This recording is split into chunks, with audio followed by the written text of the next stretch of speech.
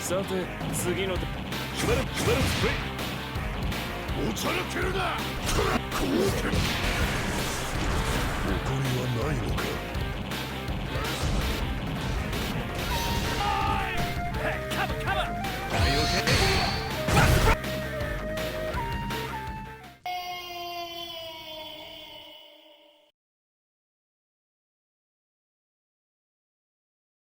So when it comes to Tizoc, he is a bit weak. Considered one of the worst characters in the game in many a tier list, either coming from the Central American side or the Asian side. What's up fellas, Patriarch Panda here, and today we're going to be getting straight into this video talking about why is Tizoc so weak in this game. I think he's a sick grappler. His playstyle is fairly unique and it's designed very well, but he does have some shortcomings that certainly hold him back, and in this video I plan on covering that. But yeah, I'm going to talk about why he's underwhelming in terms of the other characters and essentially what you have to go through if you want to make this character work. Maybe some potential buffs that can help him out. So the main thing to note that is just without a doubt that everybody knows is that the beta changes hit him pretty hard. Why is that? Well, they took away his OTG throw. Now don't get me wrong, this was a bug, so I kind of get getting rid of it. But I felt like it was quite saucy, and I kind of rewarded Tizoc for that level of execution, getting used to the backdash air SPD. So in my opinion, I'd have liked it to stay, but maybe a nerfed version of it. But because of this nerf, it meant that you had to play more into the opponent's game and you had to get more interactions for the kill compared to others that can kind of do the same amount of interactions as you now. That high damage that Tizoc has is kind of spread across the board with a ton of the roster if they get a clean hit, just like you now. That you're wrong in neutral after getting a combo, it meant that you were essentially back to it and that you had to approach into the zoners, which is certainly one of his weaknesses we'll get into. The next one that holds him back is his throw range and a lack of a buffer. Now don't get me wrong, the buffer window in this game is very good, I'm not going to downplay that. However, the directional buffer window for this game is fairly weak. If you go back to the old game Mark of the Wolves, Tizoc can whiff a normal and walk a little bit of a distance while buffering his 360 command grab.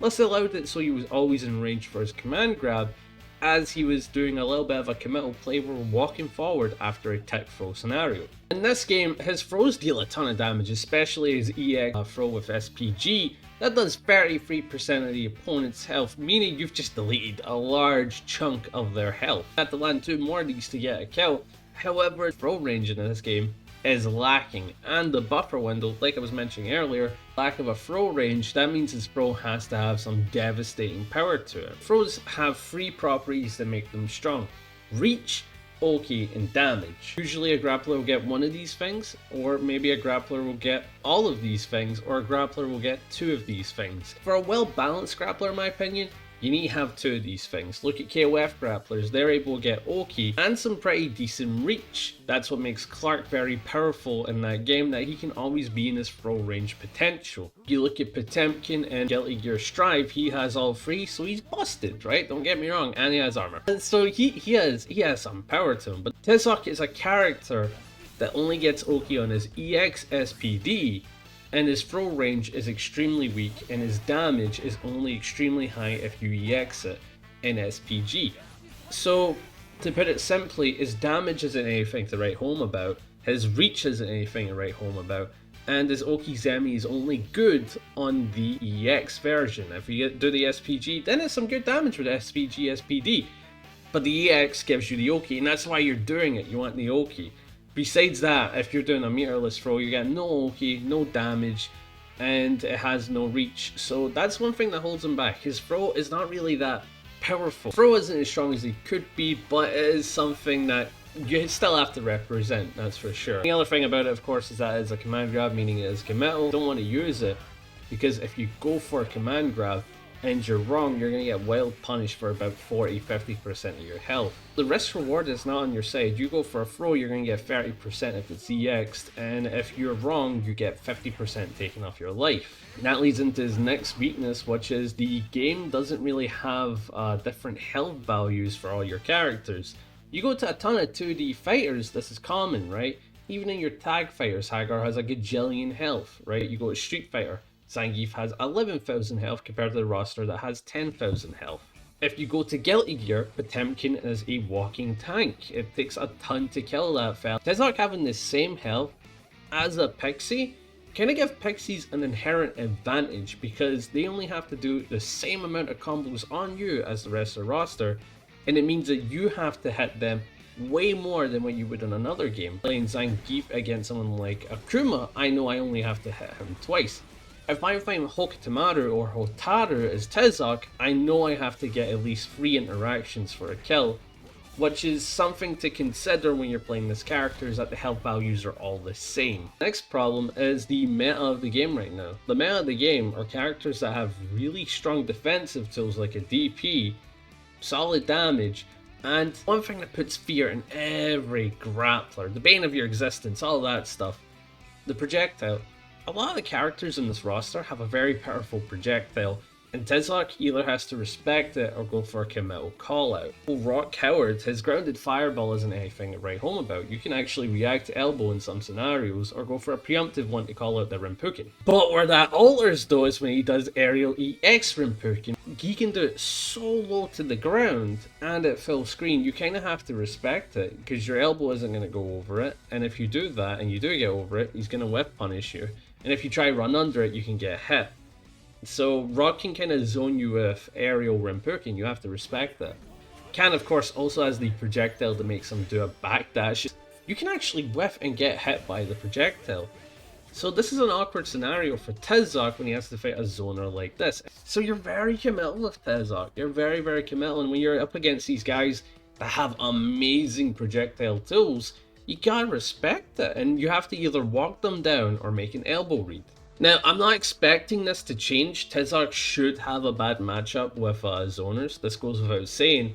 It's just that I feel like he has a very difficult time compared to his other grappler counterparts. However, a lot of the zoners in this game, or characters with zoning potential, have a meterless DP, meaning if you get in, you need to call that out next. So there's so many layers to it, where your brain is like thinking about so much. It's like, oh, how'd I get in? I used the elbow, okay, I landed the hit, it's great, they rolled out, I'm gonna chase, and then they do a DP. There's too many layers to it for you to take a turn. The inherent advantage is on the zoner side, or just a character with a fireball. The next thing you've got to consider is that a lot of the key zoners in this game that are also in the meta also have a run. What does that mean? Well, Ronaldo, who will zone you with his lob, his passes, and his shots, all of a sudden can run at you and throw. So when you get in the mentality of like, I'm just going to wall them, I'm going to dash block, I'm going to walk up, I'm going to block, just defend, block, walk up, just defend, walk up, just defend. And then Ronaldo does run up throw.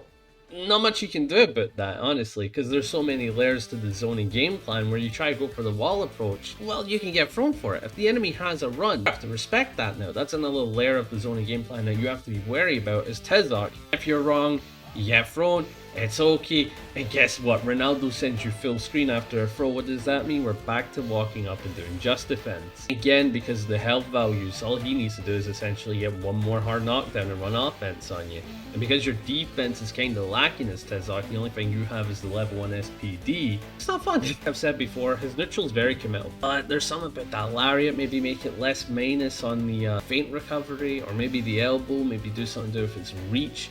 Characters with strong walk speed will kind of just play away with your neutral tools as if they don't give a damn. You know, you've got to respect the hell out of it, and if you're wrong, you're wrong, you die, you die. One thing that holds him back, this is his last thing to note, is his lack of speed, right? If you look at his speed, he's a slow character, right? He doesn't have a ton of speed, where if you compare this to his Mark of the Wolves variant, he was actually quite fast. His tools allowed him to approach, and his dash, oh my god, look at the speed of it, right? It's like 3 dashes and that's him. There's also another thing to note as well, is that his dash would avoid blows, meaning there was a bit of an RPS to Tizoc's approaches. He can only go forward feint, which made him duck down and avoid highs, or he could do his forward dash to avoid lows, and his evasiveness allowed him to get in and threaten throw. In the modern day version of Tizoc, they got rid of his forward feint, meaning he has less evasion in his tools, and his forward dash no longer can beat lows. Missing that bit of him? Well, kinda sucks. These two tools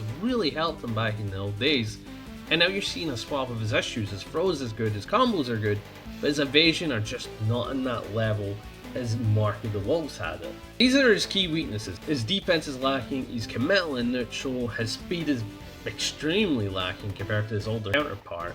His zoners are meta, his throw range is weak, and his throw in terms of like how it functions as well is also kinda weak, and the beta changes certainly held him back. The OTG throw was insanely powerful, so what can we do to buff him?